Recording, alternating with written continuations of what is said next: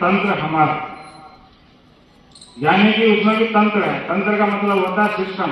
हम किसी न किसी सिस्टम के तहत काम करेंगे। और वो सिस्टम कैसा होगा? तंत्र भविष्य की स्वस्य, यानी वो अपना तंत्र होगा, किसी दूसरे का तंत्र नहीं होगा, उसको हम बनाएंगे। इस तिरंगे का उसमें आगाज किया गया। इसमें सबसे नीचे हरा रंग है। इसका भी अपना महत्व है कि हमारे देश में समृद्धि होनी चाहिए। अगर हमारे देश में समृद्धि होगी तभी हम शांति से रह सकते हैं। उसका प्रतीक है सफेद रंग। इस सफेद रंग में धर्म चक्र के रूप में एक चक्र है, 24 पीढ़ियां हैं, यानी हम 24 घंटे धर्म चक्र को चलाते रहेंगे। और वो धर्म चक्र जब भी चलता रहेगा हमारे देश में शांति रहेगी। और वो शांति जब तक रहेगी जब तक हमारे देश में समृद्धि रहेगी। और देश में समृद्धि रहेगी, शांति रहेगी, धर्म चक्र चलता रहेगा, तो सकारात्मक ऊर्जा हमारे अंदर प्रस्फुटित होती रहेगी और सकारात्मक बलिदानी ओतप्रोत होते रहेंगे। और उसके ऊर्जा का जो रंग है उसी रूप में निखरा है केसरी रंग, और उसको सबसे ऊपर इसीलिए स्थापित किया गया है। तो ये इस सब को स्थापित करने के लिए, एक स्व का तंत्र बनाने के लिए एक संविधान सभा का गठन किया गया। और उसमें ये निर्णय लेने के लिए कि हम अपना तंत्र कैसे चलाएंगे, संविधान सभा का गठन हुआ। 2 साल 11 महीने 18 दिन तक सतत प्रयत्नशील रहे। उसके बाद हमारे 26 नवंबर 1949 को संविधान बनकर तैयार हुआ। और जैसा कि निखिल जी ने बताया है कि 26 जनवरी को चुना गया। उस 26 नवंबर को जो संविधान बन गया था उसको 26 जनवरी को चुना गया। उसका भी एक लक्ष्य बताया था। 26 जनवरी 1930 में लाहौर में रावी नदी के तट पर यह संकल्प लिया गया था कि हमारे देश में पूर्ण गणतंत्र होगा। तो उसको 26 जनवरी 1950 को लागू किया गया। उसी के संदर्भ में हम हर साल इस दिवस को मनाते हैं। और ये दिवस हम ऐसे ही नहीं मनाते हैं चलो औपचारिकता के लिए। हम प्रण लेते हैं कि इस दिन को हासिल करने के लिए हमारे जितने भी बलिदानी हुए हैं, जिनने जो कुर्बानियां दी है, उन सबको हम याद करें, उनसे प्रेरणा लेकर हम आगे बढ़ते रहें और उनके जो लक्ष्य था उस पर हम अग्रसर होते रहें। इन्हीं सभी शब्दों के साथ मैं आप सभी को पुनः शुभकामनाएं देता हूँ। धन्यवाद। बहुत बहुत धन्यवाद। अब मैं आदरणीय श्री आर.एस. गोविंद आदरणीय बाबूजी से निवेदन करूंगा, वे हम सबको संबोधित करेंगे।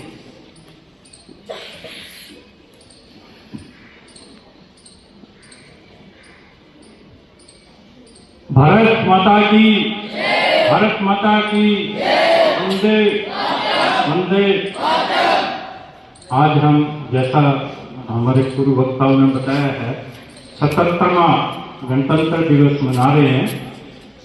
वैसे तो देश हमारा 15 अगस्त 1947 को आजाद हो गया था, लेकिन क्योंकि हमारा कोई संविधान नहीं था तो इसलिए उसके लिए कमेटी बनाई गई B.R. अम्बेडकर की अध्यक्षता में।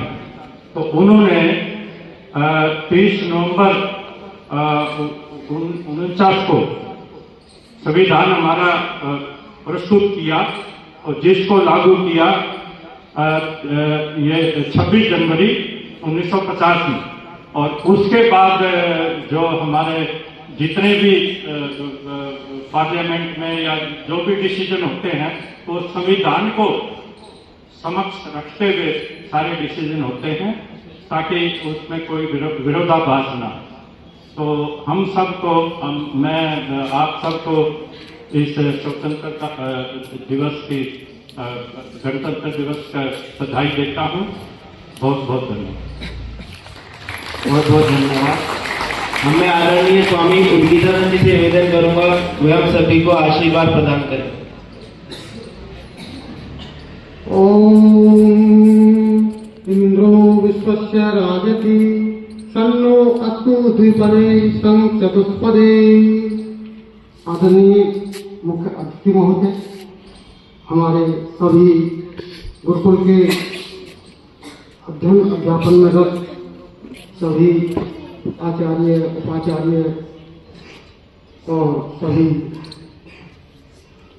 ब्रह्मचारीगण, सभी कर्मचारीगण और भी बाहर से जो पधारे हैं, मैं उन सबका हार्दिक अभिनंदन करता हूँ।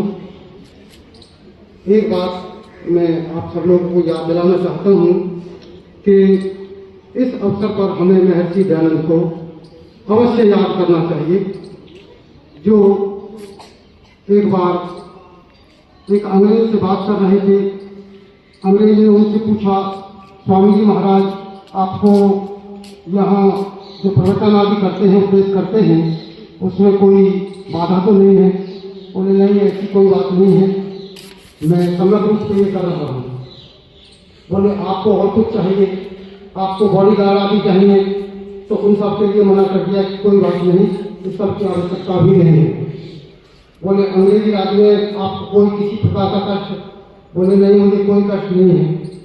फिर उन्होंने कहा कि तो तुम्हें यानी आपको रोजाना परमात्मा से ये प्रार्थना करनी चाहिए कि अंग्रेजी राज सदा ऐसे ही बना रहे।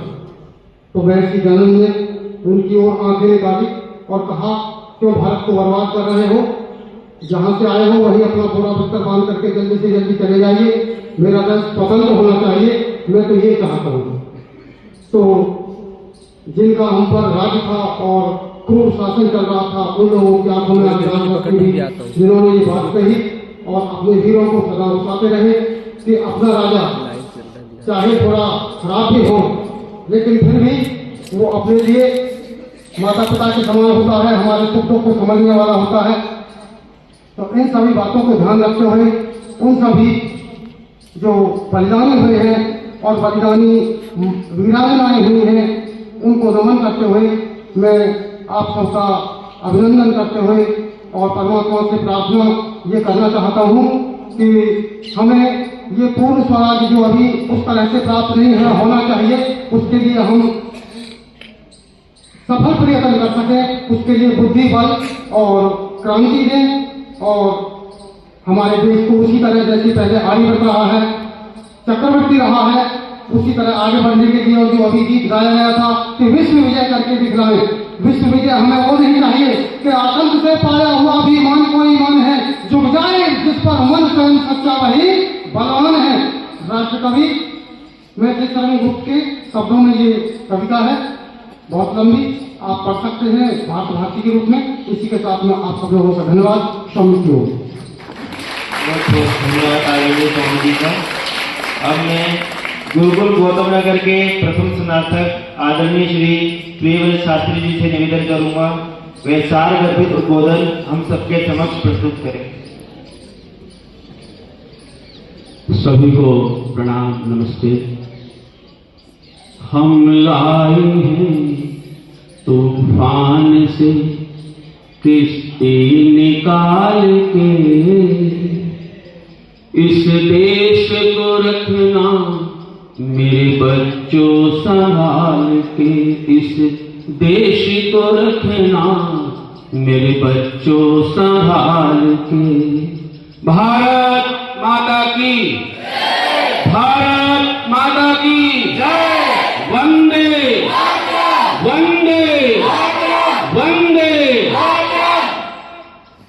सम्माननीय हमारे पार्षद कमल भारद्वाज जी, माननीय गोयल साहब, सभी अतिथि महानुभाव, प्रधानाध्यापक विजय जी और अधिष्ठाता के रूप में समस्त व्यवस्था को संभालने वाले माननीय श्री निखिल जी, अंकुश जी, सभी स्वामी जी महाराज, सभी स्नातक मंडल और प्यारे ब्रह्मचारियों, आज हम सभी 77वें गणतंत्र दिवस की एक दूसरे को बधाइयां दे रहे हैं, देना भी चाहिए। देश स्वतंत्र हो गया और देश में संविधान भी लागू हो गया। एक बहुत सुंदर चर्चा है, स्वराज्यम सुराज्यम कथम वो भवे। स्वराज्य तो हो गया, पर ये स्वराज्य सुराज्य श्रेष्ठ, अच्छा, पवित्र, बढ़िया और समुन्नति कारक, धार्मिक दृष्टि से, सामाजिक दृष्टि से, पारिवारिक दृष्टि से, व्यक्तिगत दृष्टि से और विज्ञान की, साइंस और टेक्नोलॉजी की दृष्टि से, शिक्षा की दृष्टि से ये देश कितना समुन्नति कर पाया अब तक और आगे इसको कितना समुन्नति करना है। मैथिली शरण गुप्त ने बहुत सुंदर पंक्तियां लिखी हैं। हम कौन थे, क्या हो गए हैं और क्या होंगे अभी, आओ विचारे आज मिलकर ये समस्याएं सभी। ये बहुत अच्छी बात है कि इस समय राष्ट्र में एक बहुत अच्छी गति चल रही है, एक बहुत अच्छा प्रवाह चल रहा है, एक बहुत अच्छी धारा बह रही है। इस धारा को हमने और मजबूत करना है, इस गति में हमने और तेजी देनी है। और जब गति की चर्चा आती है तो कहते हैं ज्ञान गमन प्राप्ति।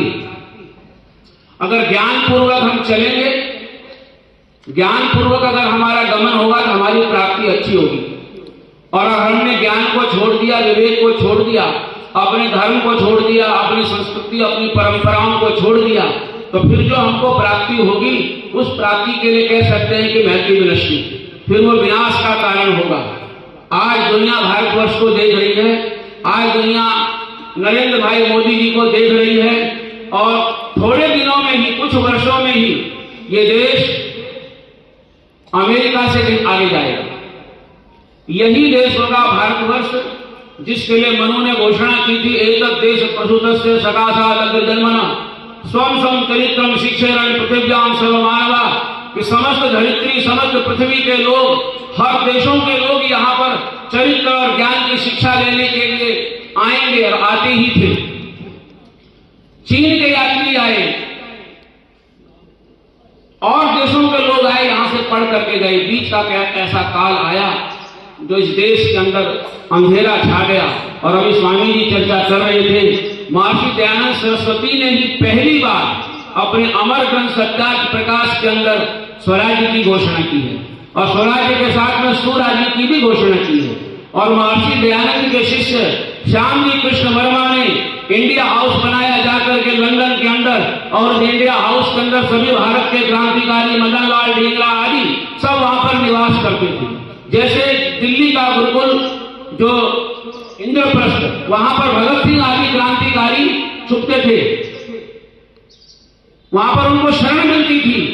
तो आर्य समाज, जिस आर्य समाज के तले ये गुरुकुल चल रहा है, ये गौतम नगर का सौभाग्य, हम लोगों का सौभाग्य है कि यहाँ पर इतना बढ़िया सुंदर गुरुकुल स्वामी जी महाराज पूज्यपाद स्वामी प्रणवानंद जी की देख रेख में, उनके संरक्षण में, उनके गाइडेंस में, उनके आशीर्वाद से गुरुकुल चल रहा है। जैसा कि पार्षद साहब बता रहे थे कि यहाँ के बच्चे देश और विदेश में नाम रोशन कर रहे हैं। और मैं दो पंक्तियां बोल करके समाप्त करूंगा कि आएंगे खत अरब से जिनमें ये लिखा होगा, गुरुकुल का ब्रह्मचारी हलचल मचा रहा है।